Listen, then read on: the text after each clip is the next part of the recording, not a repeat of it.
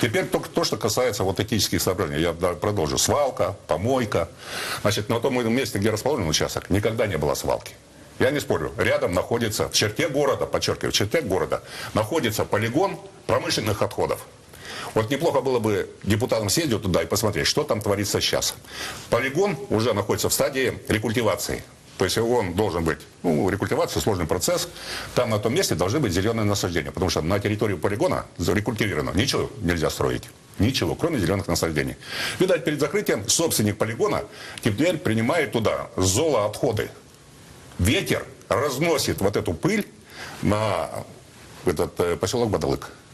До поселка Бадалык, от участка, где предполагается построить крематорий, расстояние 1200 метров. Это больше километра. Это санитарно-защитная зона. Владимир Владимирович, не мне вам рассказывать о том, что санитарно-защитная зона, она должна существовать для того, чтобы те выбросы, которые существуют, даже если они выше ПДК, но хотя все надзорные органы заставляют предприятия добиваться выбросов ниже ПДК, но в случае бывает катаклизм, кто? И тогда, чтобы в пределах вот этой санитарно-защитной зоны произошло рассеивание вредных выбросов до уровня ПДК. У крематория санитарно-защитная зона 500 метров. Новосибирцы по фактическим выбросам могли поставить 0. Правильно вы говорите. Но они поставили по факту до ближайшего жилого дома. Все? Теперь можно мне? Теперь, да, и поэтому еще раз говорю, никакой там помойки не было, свалки не было. Рядом, это да. Я про помойку не сказал, я сказал про свалку. А это депутат Волков, это его. Я не депутат Волков. Нет, даже это на него не похож. Да. Рядом. Вот, поэтому рядом. Давайте мы вот по вопросу дома по-Игарски, не знаю, что вы имеете в виду, но дом построен постфактум. После того, как уже стояла кладбище. Разрешение построить. Правильно, это дала городская администрация разрешение. Это первое. Во-вторых, мы сегодня пытаемся построить крематорий там, где уже существует. Мы, то есть, людей ставим перед фактом. Что вы здесь живете, ну и живите. Неправильно это дело. Санитарно-защитная зона поселка Бадалык. Ну правильно, можно принять решение, так же, как приняли в свое время по КРАЗу. Это по индустриальному и второй, значит, поселок, который снесли. Давайте примем решение, уберем этот поселок Бадалык, переселим людей. Но где мы такие деньги возьмем? Это же не ваши вопросы. Сказать, а это мне зачем? У меня есть санитарно-защитная зона. Вы людей пожалеете? Мы же не говорим, что не нужен крематорий.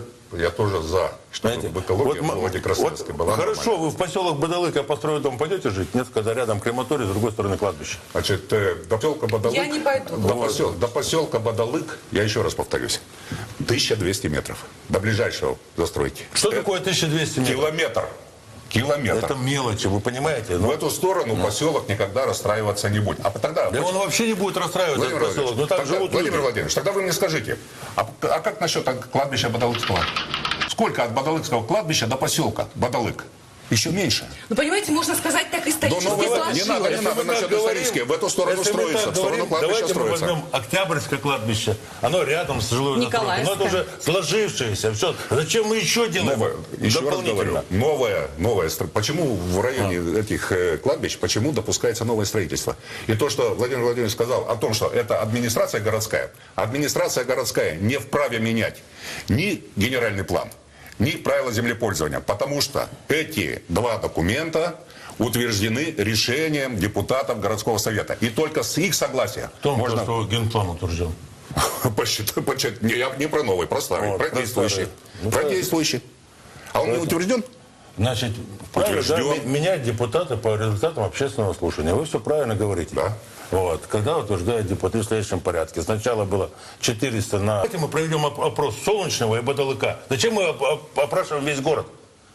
А давайте. Понимаете? Вот давайте мы проведем опрос Солнечного и Бадалыка. Вот вам, пожалуйста, конструктивный шаг. Вот давайте, весь город зачем опрашивать? Подождите, мужчины, давайте вот на минутку прервемся все-таки на рекламу, как договорились, а потом как раз постараемся какие-то конструктивные пункты обозначить. Увидимся через минуту.